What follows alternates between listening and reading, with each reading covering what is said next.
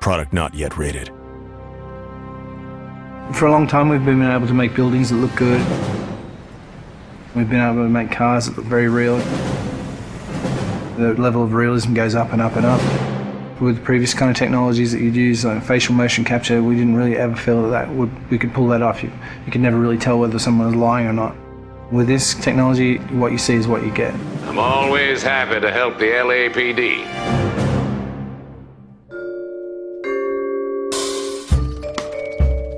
We started research on it about 5 years ago. Back then, only research groups were really doing it, this kind of 3D mesh generation from optical cameras. We thought that there might be some application for what we were doing, and this story is a detective story, so the believability of the actors' performances is key to gameplay.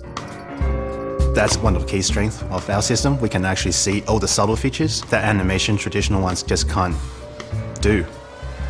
Cole Phelps, traffic. What have we got?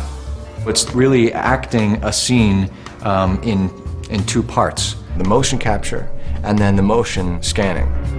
The motion capture captures all the body movements and where people look, so it gives you all of the eye lines. Regulator valve. Good find. Then we move over to this studio where an actor would typically go into makeup in the morning and then have their hair done in a 1940s hairstyle. Then they'd come into a room and sit in the seat behind me, and what the rig does is capture a volume around them. You've got cameras not only around, but also looking upward and downward as well. So any kind of movement is going to cut out some of the information. And they deliver their lines, and as they talk, they get processed and turned into 3D. And action. So the guys' names that I've been seeing doing the repairs on the heaters, they're fully licensed and accredited. We go from 2D videos to 3D meshes. I think you're lying, Rasik. I think some of your men aren't fully licensed. To compressed versions for the game. I think some of your men aren't fully licensed. You're desperate to cover your sales. The level of detail is just so high that they're just like a real person in life. You're gonna lose your wife and probably end up in the big house. I hope she was worth it. Being in the depth analysis room is a process that most people have never experienced. It's such a new technology. It's a constant close-up is what it is, but it's a close-up from 360 degrees. There's something pretty special about knowing that you will be recreated, but in another type of form. I saw myself today. Blow it off, Cole. These artsy-fartsy types always get a little flighty. It's me. LAPD, drop the weapon! Oh, you think I'm some kind of nut job?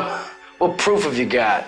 A big theme of this game is dishonesty and to detect when people are lying. You couldn't have done that in the past. Why are you lying to me, Varley?